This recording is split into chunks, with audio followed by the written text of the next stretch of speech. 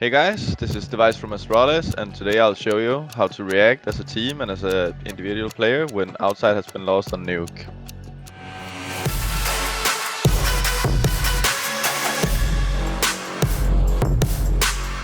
So today we're going through the rotations on CT Nuke, and if you go into my perspective as the Auber, I'm kind of structurizing the rotation most of the times, and what I'm looking for is the yard position, obviously to get information. But what happens most of the time is you're smoked off in three different ways. I think that the most common one is the NIP smoke line, as we call it, where you just smoke off here, here, and here. What you need to know about the smoke line is basically that they can only go secret, right? And that's the same if they do the G2 smoke line, as we call it. Those two smoke lines are basically the same for you because they can't go into warehouse, they can't go into main, so you only need to call to your team that they can be secret.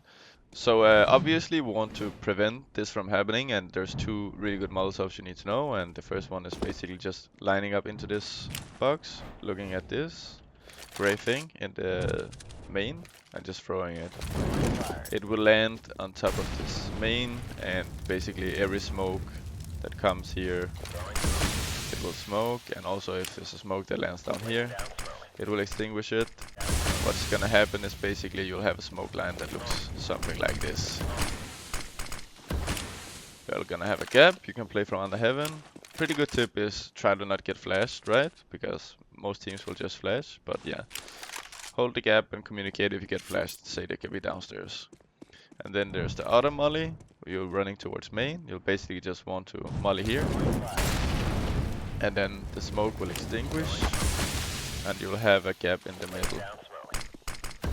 This gap is probably the best gap you can get, because you can sit in the window and it's impossible to flash you here, so you'll get a lot of easy kills by throwing that molly, or getting your main guy to throw that molly for you. So when you have seen which smoke line there's been, you obviously need to communicate to your team what's happening, and the rotation should be as following. If you are quite fast with the info, the door guy can basically just go lower, and the main guy usually just smokes the door for him, and the door guy goes lower. He can basically just play this position right here. Navi are quite famous for this. They play the pixel angle and they smoke if they see anything. That's the rotation you mainly want. What I'm gonna do is, as the under heaven player, I'm gonna go ramp. Try to get a good position at ramp, and the ramp guy is gonna go lower. And there are some good positions, but I think the most used one in pro games are basically playing art, as we call it, here. Where basically, yeah, just staying here, and when they execute lower, the op will come help.